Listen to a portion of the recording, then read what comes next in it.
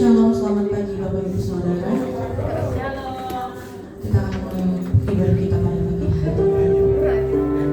Kita mau ambil waktu suci Bapak Ibu Saudara. Terima kasih Tuhan Tuhan kepada dosa. Terima kasih Yesus, terima kasih Tuhan. Ajaib Engkau Tuhan, ajaib Tuhan. Terima kasih Tuhan karena Engkau telah bangkit bagi kami. Terima kasih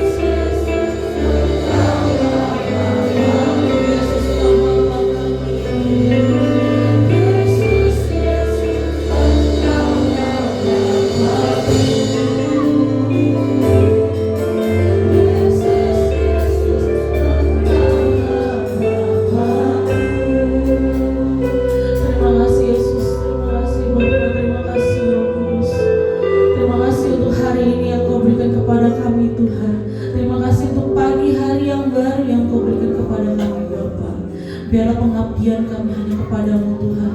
Biarlah kami setia hanya kepadamu Bapa. Bapa, tiba saatnya kami ingin memulai ibadah kami pada pagi hari ini Tuhan. Kiranya Kau tutup bungkus ibadah kami Tuhan dengan kuasa darah-Mu ya Bapa. Biarlah Engkau yang ditinggikan dan yang dikuduskan di tengah-tengah ini ya Bapa. Terima kasih Yesus. Kami siap memuji dan memuliakan nama Tuhan. Haleluya. Amin. Shalom. Boleh diberi salam kanan kirinya. Siap memuji nama Allah kita pada pagi hari ini. Anak Allah Yesus namanya.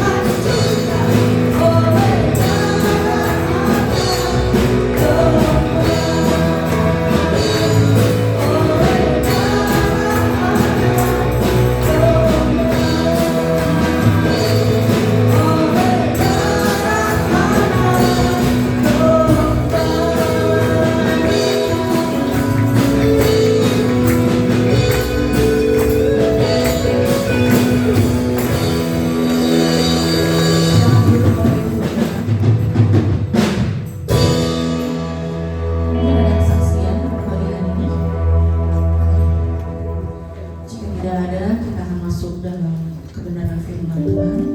Kita mau siapkan hati kita, telinga kita, pikiran kita untuk dihubungi kebenaran firman Tuhan. Terima kasih Yesus, terima kasih Tuhan. Kau ajaib Tuhan, Kau ajaib Tuhan. Biar kami setia Tuhan mengikut Engkau Tuhan tanpa syarat Tuhan. Biar kami sungguh-sungguh Tuhan mencintai Engkau Tuhan. Biar iman kami Tuhan tidak goyah dalam apapun yang kami mengikuti Engkau. Terima kasih Yesus, terima kasih Tuhan. Ajaib Tuhan. Terima kasih Yesus.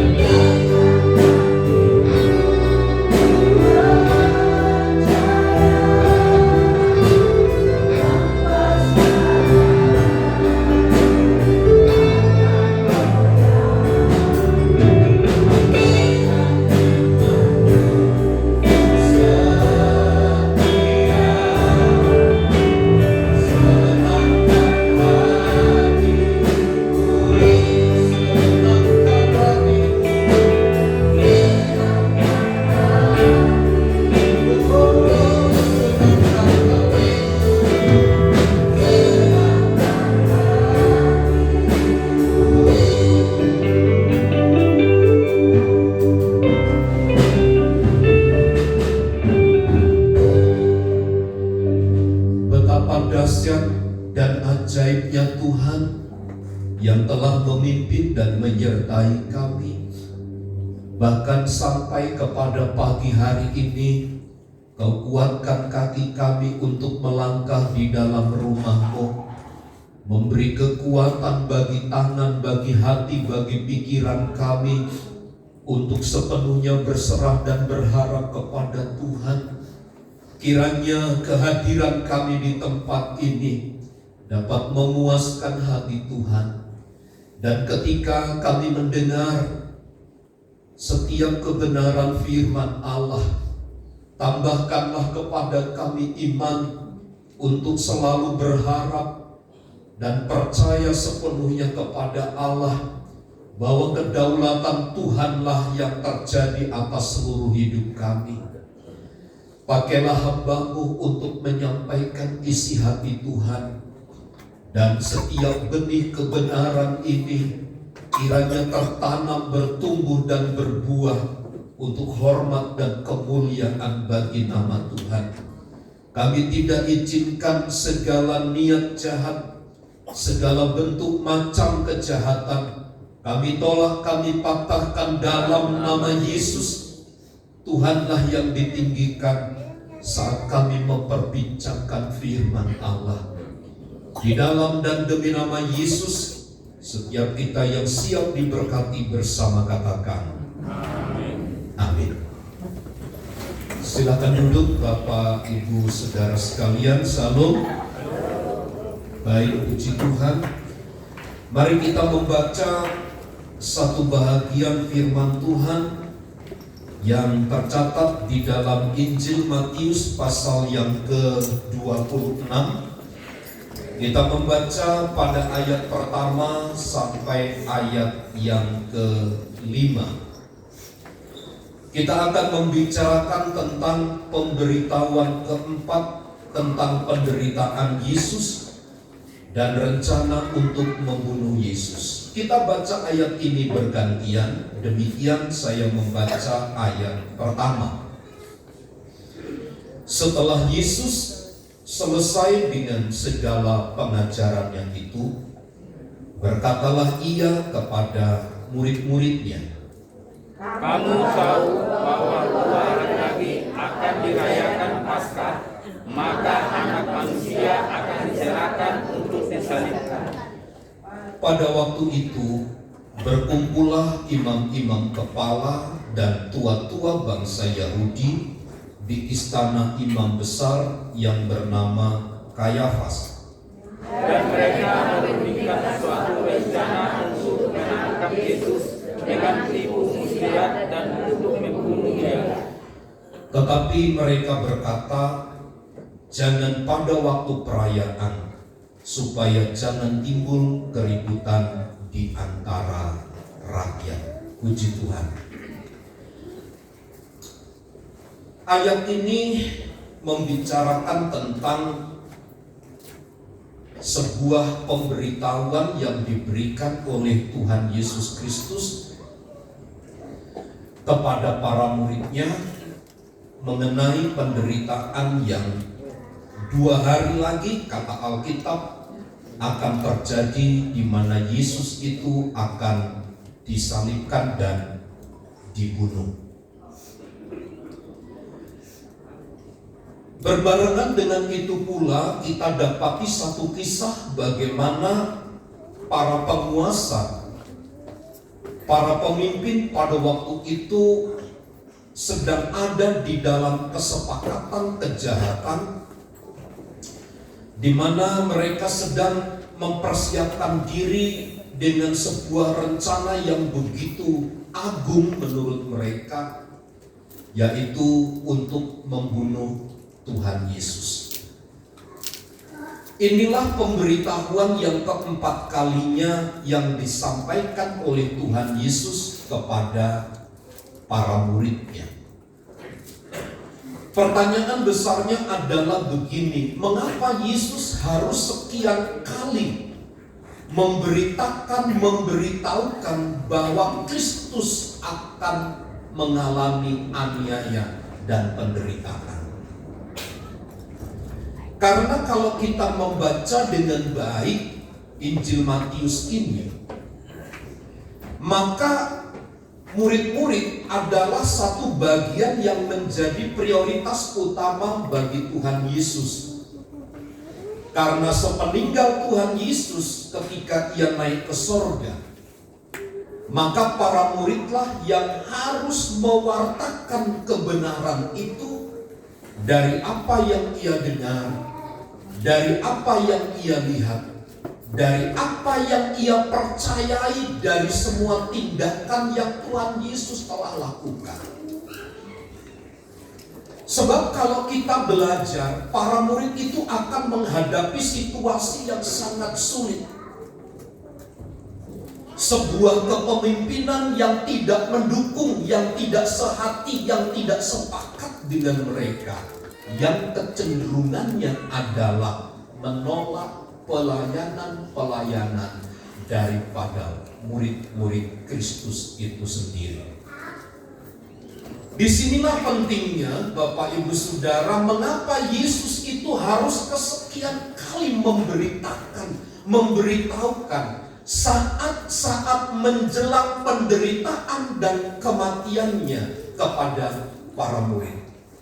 Artinya memang Tuhan Yesus telah mempersiapkan mental daripada murid supaya mereka tidak jatuh, supaya mereka tidak meninggalkan, sebab sudah ada berita yang disampaikan terlebih dahulu. Mudah Bapak Ibu Saudara bagi kita ketika ada situasi yang mendesak, yang sifatnya krusial, kita telah diberitahukan terlebih dahulu. Kemarin saya ke Pandan di daerah Sibolga. Daerah itulah yang paling parah dari semua musibah. Perbatasannya adalah dari Pinang Sori, ya. Dari Pinang Sori tidak ada kena banjir, tidak terdampak. Tetapi dari Pandan itu, karena memang itu adalah aliran sungai, di mana dari pegunungan itu, dari Tartung sampai itu semua longsor. Jadi hanya ke daerah itu menuju laut. Dan ketika kami tiba di sana, Bapak Ibu Saudara, jalan itu belum terbuka, masih terputus. Karenanya saya dari Silangit harus lewat Tarutung begitu. Yang kelokannya itu memabukkan secara gratis itu. Kalau di puncak enak, tapi lewat Tarutung itu, ya Tuhan Yesus itu. Kalau mulai lihat pengkolan lagi dalam nama Yesus, mengkol lagi dalam nama Yesus, ngeri, mabuk gratis gitu. Bapak Ibu Saudara, mereka bercerita tidak ada pemberitahuan. Dan kemarin sore tanggal 18, banjir kembali terjadi di sini. Kemarin hari Sabtu sore, banjir lagi hebat di sini. Tidak ada pemberitahuan, tidak ada informasi, tidak ada yang mendeteksi bahwa akan datang banjir bandang sedemikian rupa. Dan ini mengenaskan. Kami ceritakan kepada rekan-rekan kami di sana, ya memang 40-50 tahun terjadi banjir sekali. Kalau di tempat kami setahun itu berkali-kali. Dan kami gak masalah, sudah biasa, sudah menjadi teman karib. Saya katakan, Ibu Ketua Umum Sinode kita tidak nunggu hujan baru banjir. Tiba-tiba saja banjir juta mas, dan itu sudah biasa. Saya bilang seperti kami di Tangerang, khususnya perumahan kami, banjir itu sudah biasa. Ya Bu Sregar, tiba-tiba meluap saja Pak Galinggi, tiba-tiba datang tidak diundang begitu saja. Dan biasa saja gitu. Mau pindah kemana? Gereja mau pindah kemana? Ya sudahlah, nggak tiap hari ini kan begitu. Tapi karena mereka dari 40-50 tahun baru ada peristiwa itu, dan mereka tidak siap.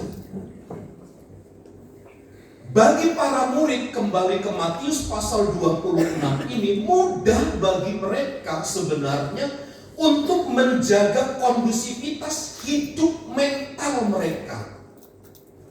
Tapi kenyataannya pemberitahuan Tuhan Yesus untuk kesekian kalinya tidak direspon secara baik oleh mereka.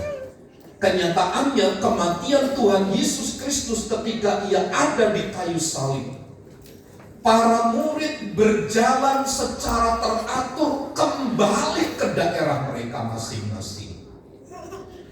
Inilah yang menyebabkan menjadi indikasi utama mengapa Tuhan Yesus memberitahukan terus demikian, memberitahukan terus peristiwa penderitaan dan kematian Tuhan Yesus itu.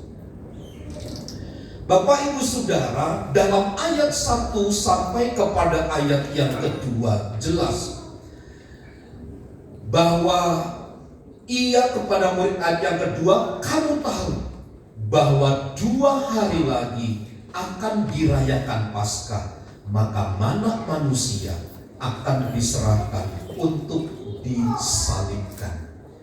Inilah isi pemberitahuan itu kepada para murid-muridnya.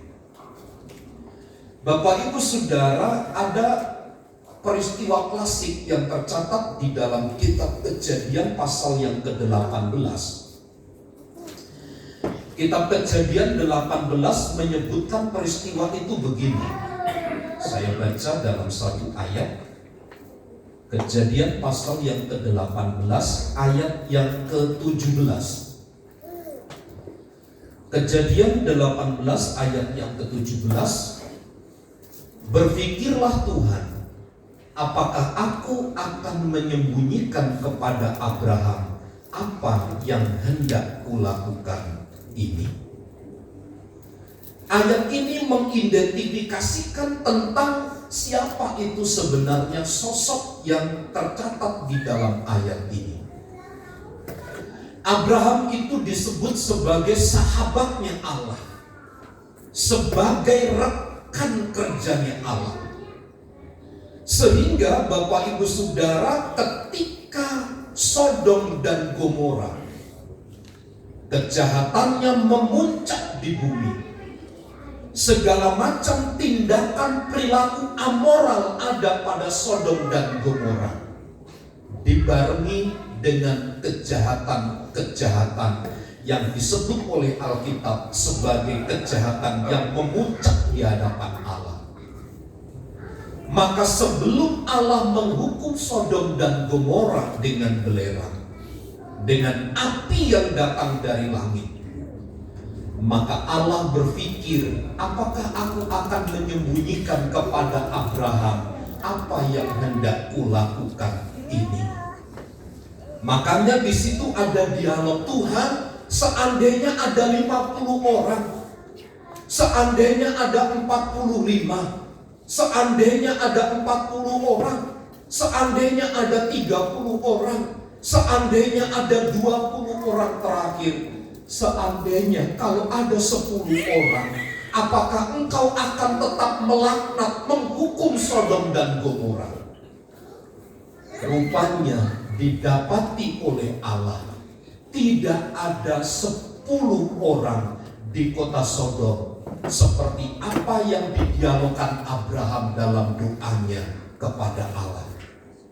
Hanya ada 7 orang yang keluar dari Sodom dan Gomora yang terselamatkan oleh Allah. Artinya Bapak Ibu Saudara, kita melihat dalam peristiwa ini, sebelum ada peristiwa terjadi, sebenarnya Allah sudah berbicara terlebih dahulu kepada kita sebagai sahabat-sahabatnya. Persoalannya adalah begini, peka tidak kita terhadap suara Tuhan itu? Kita itu peka atau tidak terhadap ketetapan, terhadap terhadap sesuatu yang diberitahukan Allah itu kepada kita.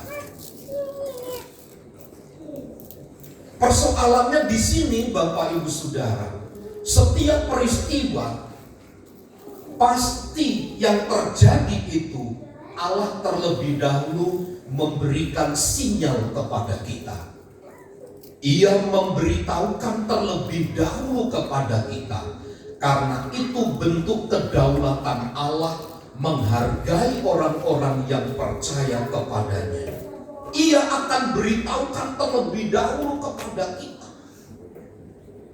Sehingga Bapak Ibu Saudara, saya yakin begini, setiap ada peristiwa dan kejadian, maka kita yang disebut sahabat-sahabatnya Allah itu akan mudah mengerti, akan mudah menerima, dan kita punya sinyal yang cukup kuat untuk memastikan bahwa peristiwa itu akan terjadi.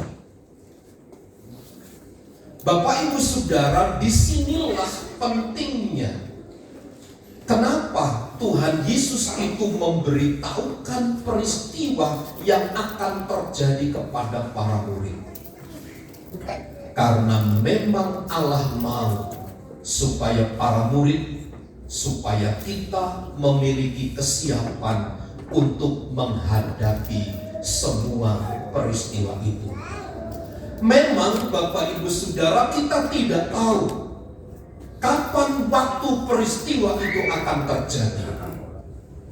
Yang Tuhan minta bukan itu kita mengetahui kapan peristiwa itu terjadi, tetapi yang Tuhan mau adalah agar kita punya kesiapan untuk masuk, untuk melihat peristiwa-peristiwa itu.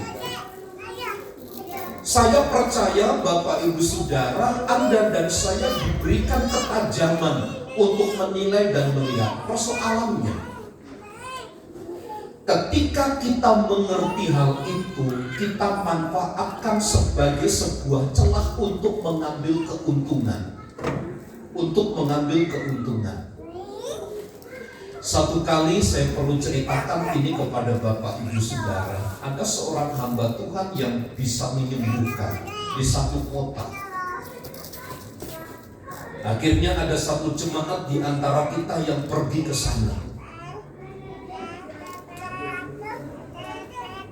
Sudah tiketnya mahal, penginapan mahal, terus bayar lagi untuk didoakan.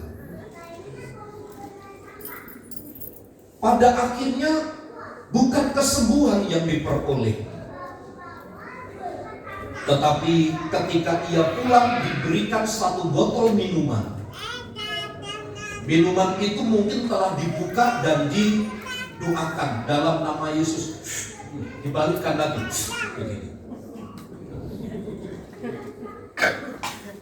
Ingat ya, nanti bawa pulang, minum di rumah. Apa yang terjadi Bapak Ibu?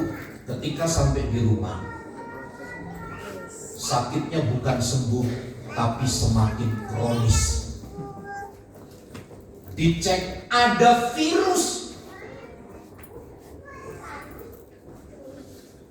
Padahal sebelumnya kami sudah tawarkan, Bapak saja di sini sudah sembuh dari kematian. Bapak ini sudah ngap, Bapak Ibu Saudara, dipanggil itu sudah tidak berespon. Didoakan dia sembuh. Saya takut nanti Anda kecewa pulang dari sana. Coba ke belakang dia pergi juga mencoba. Bapak Ibu Saudara, lihatlah bagaimana sebenarnya Tuhan itu telah memakai orang-orang tertentu untuk menyampaikan isi hatinya.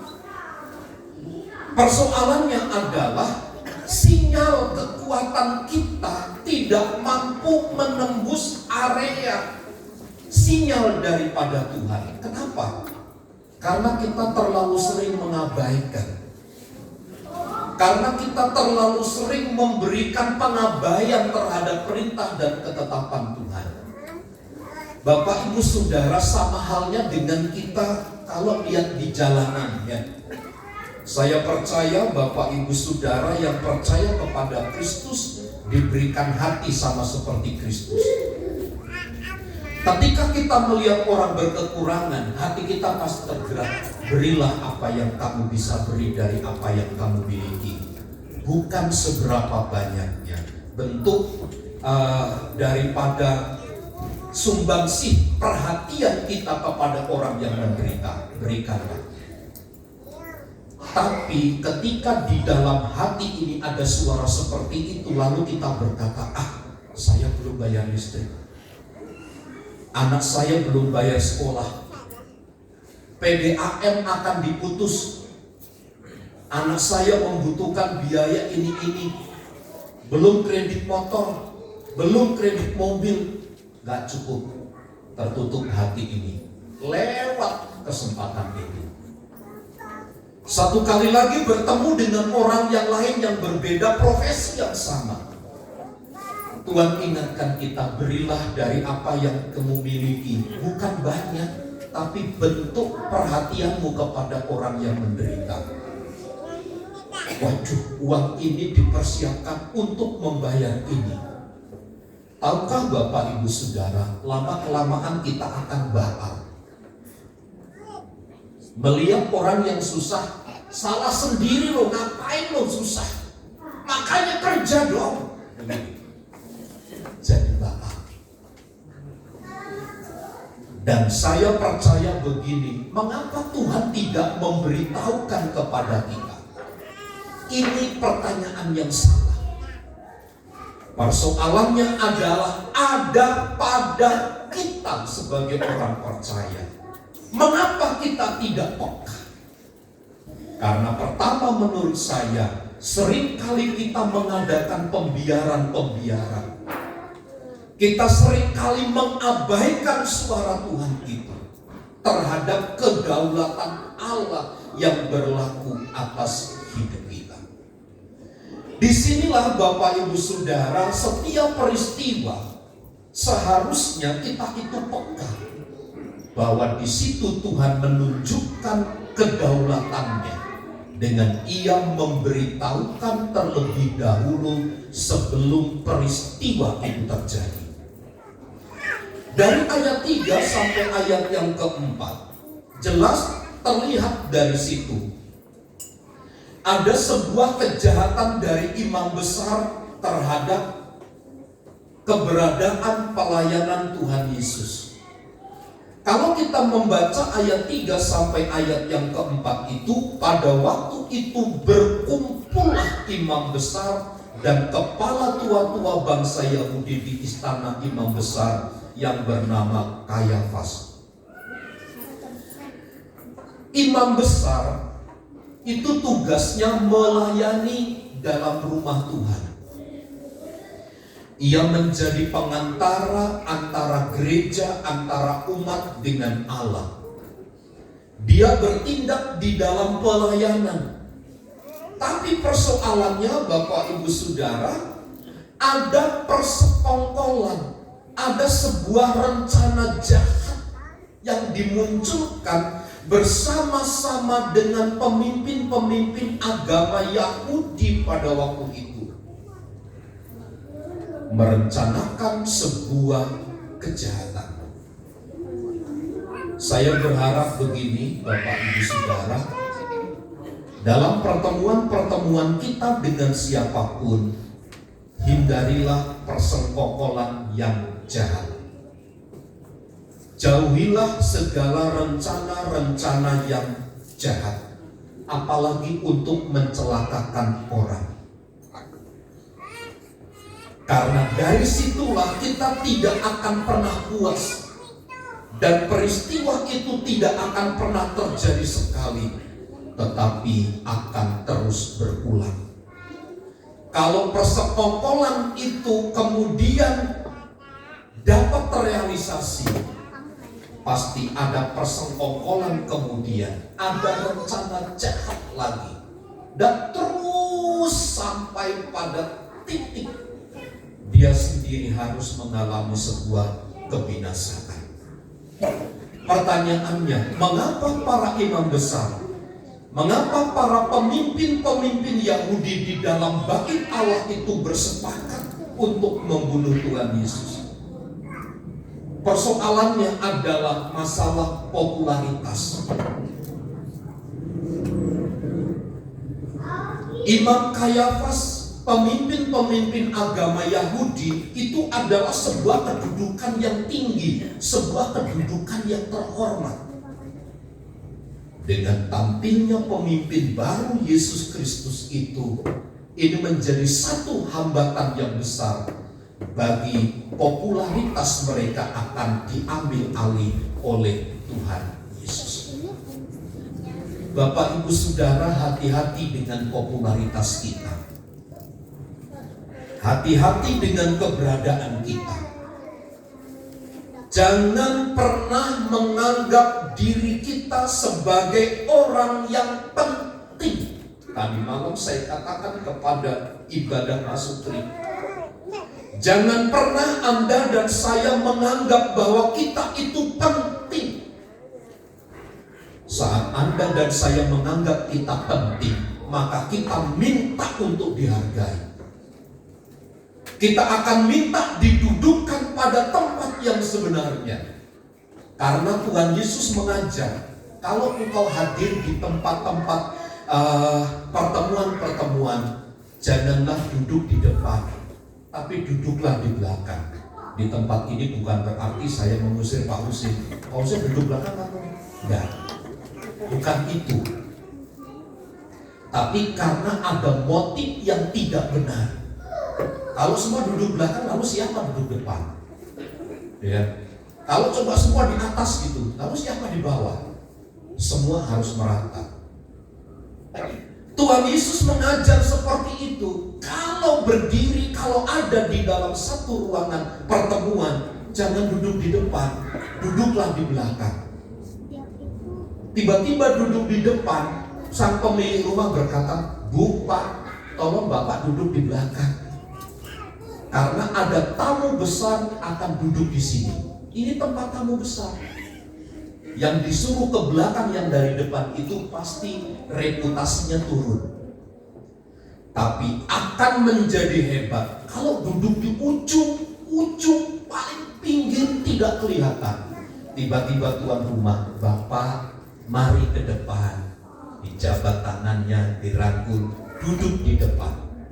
Sebuah kehormatan. Karenanya Bapak Ibu Saudara, hati-hati dengan menganggap diri kita penting. Disitulah awal kejatuhan manusia, menganggap diri penting. Jangan pernah kita menganggap diri kita hebat seperti imam besar dan pemimpin-pemimpin agama Yahudi, punya popularitas, punya sesuatu yang dibanggakan. Padahal sesuatu yang dibanggakan itu adalah hanya sebuah kepercayaan dari Tuhan. Maka apa yang patut dibanggakan seharusnya tidak ada, nol. Karenanya jangan pernah kita menganggap penting. Sebab ketika kita menganggap diri kita penting, kita akan membuat diri kita terjatuh. Seharusnya imam besar, pemimpin-pemimpin agama Yahudi itu bersepakat dengan apa yang dikerjakan oleh Tuhan Yesus. Tetapi justru mereka dipakai oleh iblis untuk merencanakan sesuatu kejahatan. Karena satu persoalan, hanya popularitas yang diusik, yang terganggu. Karenanya Bapak Ibu Saudara, pelajaran penting bagi kita. Mari kita menghindari perbincangan-perbincangan yang mengarah kepada sebuah kejahatan. Berusahalah untuk membelokkan itu. Jalanlah kepada satu jalan yang lurus. Karena merencanakan yang jahat itu menyenangkan. merencanakan sesuatu untuk kecelakaan orang itu memang menyenangkan. Tapi persoalannya, kita dipanggil oleh Tuhan tidak untuk duduk berkumpul merencanakan kejahatan, tetapi bagaimana agar jalan Tuhan itu dibukakan, nama Kristus itu yang dibicarakan di dalam setiap pertemuan-pertemuan kita. Ayat terakhir di dalam ayat yang kelima itu jelas. Tetapi mereka berkata, jangan pada waktu perayaan, supaya jangan timbul keributan di antara rakyat. Ada keputusan yang mereka telah sepakati bersama, bahwa mereka tidak akan pernah menangkap Tuhan Yesus selama ada perayaan Paskah. Untuk apa? Menghindari kerusuhan besar dari orang-orang yang punya simpati kepada Tuhan Yesus. Artinya sebenarnya mereka mengalami satu ketakutan. Inilah rencana jahat di akal pikiran mereka. Inilah rencana jahat mereka. Karenanya Bapak Ibu Saudara, Tuhan itu mengajar kepada kita untuk bertindak dengan ketulusan, dengan hati yang murni, dengan hati yang tulus ikhlas, sehingga hidup kita tidak ruwet. Satu kali Bapak Ibu Saudara, 8 tahun yang lalu ketika saya jatuh dari mimbar ini, dan ketika di scanning ya, dokter itu bilang, Pak, alur kerja otak itu punya Bapak ruwet, katanya. Jadi nggak teratur. Saking ruwetnya menurut saya, nggak beraturan lah begitu bahasa saya.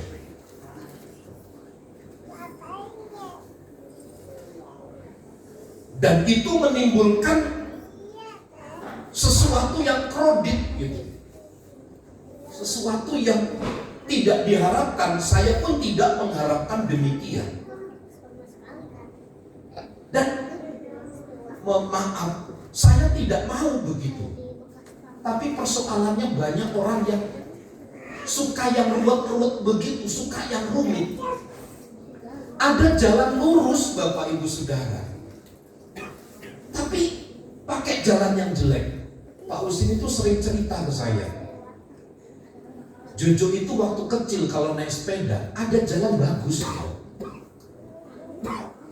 pakainya jalan-jalan yang becek, jalan yang berlubang-lubang. Sehingga teman saya yang ada di Bumi Indah, dia punya sepeda listrik 2 gitu. Nah, dua-duanya itu rusak, dipakai anak yang kecil sekolah. Setelah diselidiki kenapa dua-duanya rusak, rupanya anak ini tidak suka pakai jalan yang lurus, tidak suka pakai jalan yang rata, maunya itu yang bisa loncat gitu, maunya itu yang ada lubang.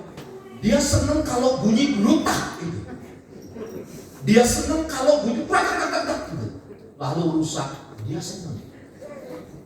Entah motivasinya supaya beli baru, atau entah ini orang yang ruwet gitu, saya tidak tahu. Tapi memang ada orang yang suka ruwet gitu. Sudah tahu jalan itu enak gitu, lewat sana, muter sini, gak nyampe pada akhirnya. Satu kali kami ini, mohon maaf ya, akan ada pelayanan kematian di rumah duka Buntet Bio almarhum Ibu Benyo. Kita pikir Bapak Ibu lewat Kota Bumi, lewat Nagrak itu jalannya lancar lah begitu. Setelah 2 jam kami itu baru sampai di Sangigo. Belum Sangigo, itu ada pergudangan itu 2 jam. Setelah 2 jam kami pulang dengan ibu-ibu, saya antar ibu-ibu, saya naik motor. Jadwal itu jam 7, jam 11 malam baru mulai ibadah. Jam 11 malam. Nah, saya naik motor di jalan ini, ya Tuhan Yesus, jalan itu gak ada hambatan, lancar sekali. Ibu gembala 1 jam kemudian baru nyampe. Lewat mana sih? Saya bilang begitu. Loh, tapi lewat mana? Lewat jalan umum, lancar. Tadinya saya berpikir, kami berpikir lewat Kota Bumi tembus sana itu pasti lancar. Gak tahunya salah. Padahal ada jalan yang lebih lancar di sini. Saya nggak tahu kami ini sukanya road atau yang mana. Padahal ada jalan yang lurus, ada jalan yang baik. Saya nggak tahu Bapak Ibu juga lewat jalan yang mana. Suka jalan yang becek, suka jalan yang berlubang-lubang, suka ada portalnya tinggi-tinggi lalu loncat, seneng ketawa begitu. Apakah kita suka jalan yang rata? Kalau jalan yang rata itu saya bilang jujur, tulus, murni gitu. Saya berharap jemaat GPI Permata Allah sukanya jalan lurus ya. Amin. Amin. Amin. Jangan suka lewat jalan-jalan yang rusak. Ya. Jangan suka lewat jalan-jalan yang tidak baik, yang becek, yang kotor. Kenapa kita suka lewat jalan itu? Padahal itu kan bermasalah. Selain merusak, cuci, perlu ongkos, perlu biaya. Karena memang kalau suka ya tidak masalah, silahkan. Tuhan menawarkan jalan yang lurus, jalan yang baik, jalan yang rata kepada kita. Persoalannya, kita lebih menyukai jalan yang ruwet, jalan yang tidak baik. Saya percaya begini berdasarkan Matius pasal 26 ayat 1 sampai ayat yang kelima itu. Kematian Tuhan Yesus sudah dekat. Tetapi Tuhan memberitahukan rencana itu kepada para murid. Dan saya percaya Bapak Ibu Saudara, Tuhan akan menunjukkan jalan-jalan yang baik kepada kita untuk kita mengerti dan memahami sehingga kita menangkap peristiwa itu sebagai satu bahagian yang kemudian membawa kita juga untuk bersama-sama berjalan dengan Allah di dalam terang firman Tuhan. Tuhan Yesus memberkati. Mari kita tundukkan kepala dan kita berdoa kepada Tuhan.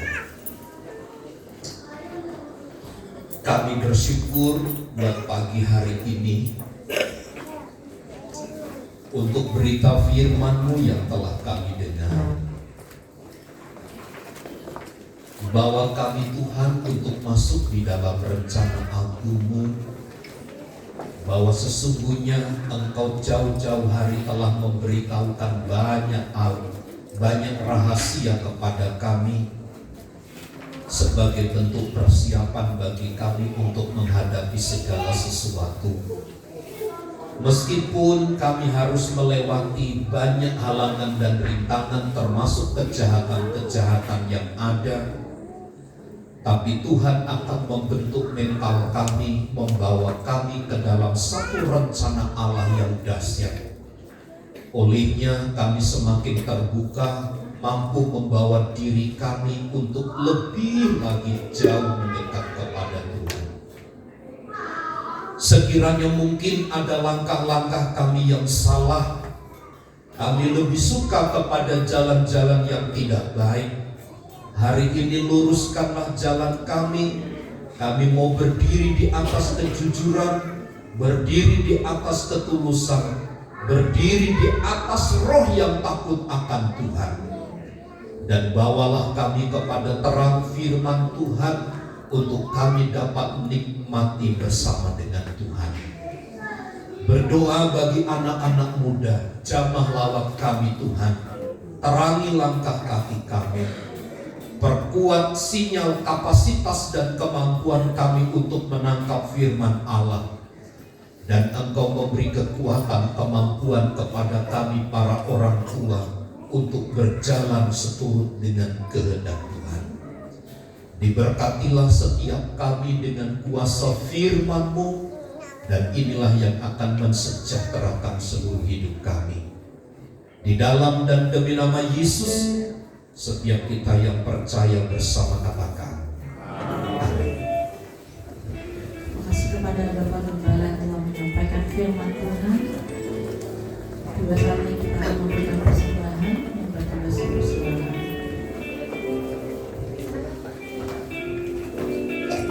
Mari kita bersatu dalam doa. Bapa yang baik, kami mengucap syukur Tuhan untuk pagi hari ini yang telah Engkau berikan kepada kami, Bapa. Sebentar Tuhan, kami ingin memberikan persembahan. Kiranya persembahan ini boleh berguna di tempat di sini, Bapa. Biar Engkau yang berkati, kami yang memberi maupun yang tidak memberi. Biar Engkau saudara Tuhan tetap melindungi kami, tetap kami ada di jalan yang lurus. Terima kasih Yesus, hanya dalam nama Yesus Kristus kami bersyukur. Haleluya. Segala puji.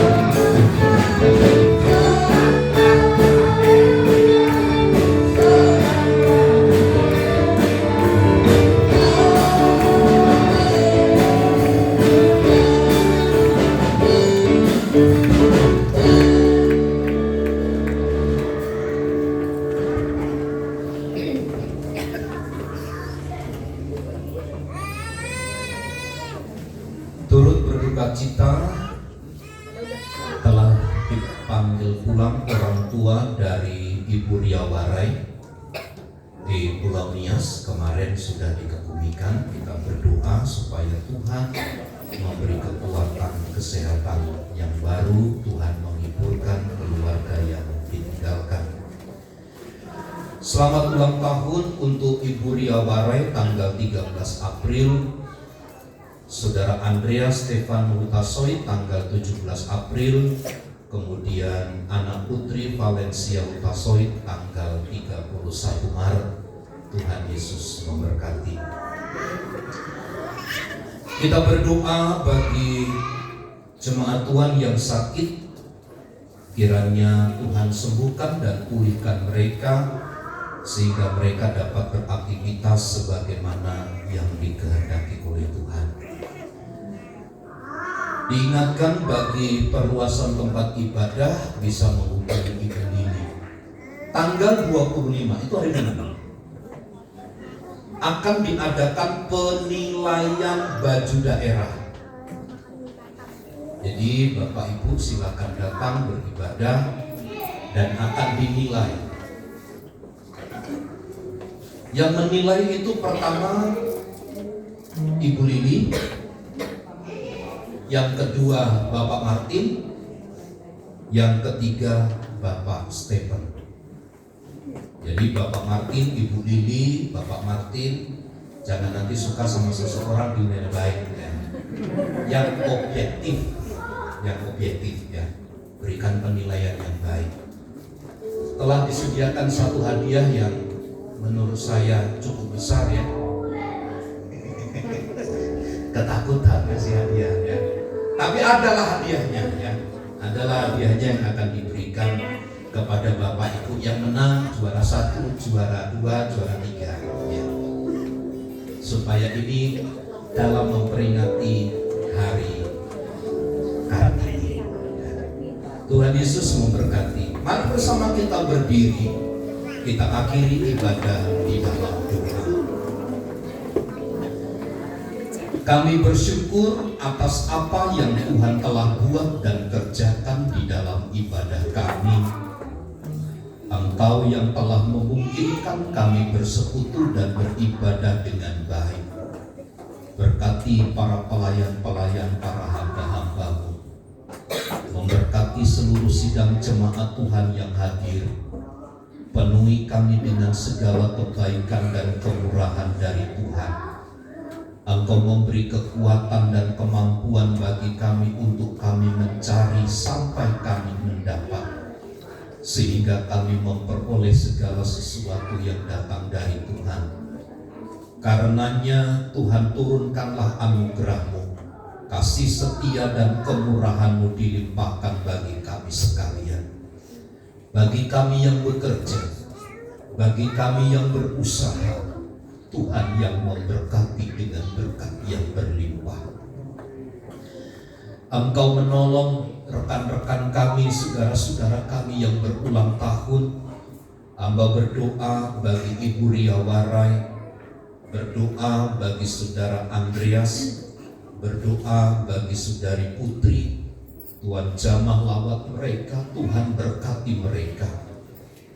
Ketika Tuhan pertambahkan usia, kami percaya semakin bertumbuh kasih cinta mereka kepada Tuhan.